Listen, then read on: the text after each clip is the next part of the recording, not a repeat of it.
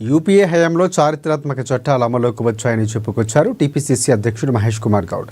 ఇదే సమయంలో బీసీ రిజర్వేషన్ల అంశంపై సుప్రీంకోర్టుకు వెళ్లబోతున్నట్లు తెలిపారు.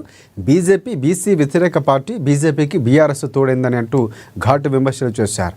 రేపు ఢిల్లీకి వెళతాం, సుప్రీంకోర్టు తలుపు తడతాం, ప్రతిపక్షాలు చేస్తున్న కుట్రలకు మేము భయపడమని ఉద్ఘాటించారు. బీసీ రిజర్వేషన్ల పెంపుపై మా చిత్తశుద్ధి ప్రజలకు తెలుసునన్నారు. బీసీ రిజర్వేషన్ల కోసం సుప్రీంకోర్టుకు వెళతామని అన్నారు. బీసీ రిజర్వేషన్ల పెంపుపై తగ్గేది లేదన్నారు. బిల్లులు గవర్నర్ దగ్గర పెండింగ్లో ఉన్నాయని, ప్రధాని దగ్గరకు వెళ్ళి ఇక బీజేపీ నాయకులు ఎందుకు అడగటం లేదు అంటూ ప్రశ్నాస్త్రాలు సంధించారు మహేష్ కుమార్ గౌడ్. బీసీ సంఘాలు బంద్కు పిలుపునిస్తే మద్దతు ఇస్తాం, కానీ బీసీ సంఘాలు ధర్నా చేస్తున్నప్పుడు ఈటెల, సంజయ్ ఎక్కడ దాక్కున్నారని నిలదీశారు. బీజేపీ నరనరాన బీసీ వ్యతిరేక పార్టీ అని కూడా ధ్వజమెత్తారు. బీజేపీకి బీఆర్ఎస్ తోడైందంటూ విమర్శలు గుప్పించారు టీపీసీసీ చీఫ్.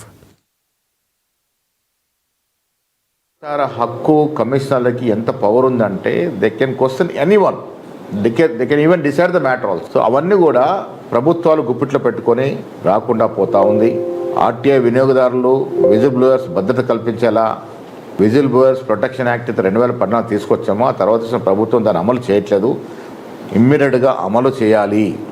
కమిషన్లో పాత్రికేయులు, కార్యకర్తలు, విద్యావేత్తలు, మహిళలకు ప్రాతినిధ్యం కల్పించాలి. ఇదొక డిమాండ్. ఆర్టీఐ చట్టం ఆధునిక భారత ప్రజాస్వామ్యంలో గొప్ప సంస్కరణలు ఒకటి. ఇది ప్రజలకి అధికారాన్ని ప్రశ్నించేటువంటి బ్రహ్మాస్త్రం. దాన్ని బలహీనపరిచే ప్రక్రియ ఏది కూడా ప్రజాస్వామ్యంలో ఏ రాజకీయ పార్టీ యాక్సెప్ట్ చేయదు.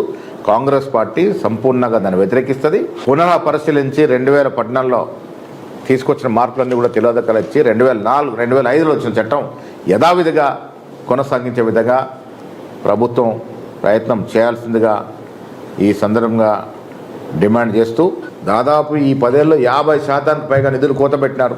బీదవానికి కనీసం పని దినాలు ఉండాలని ప్రతిపాదించి ఈ చట్టం చాలామంది బీదవారికి కడుపు నింపిన చట్టం.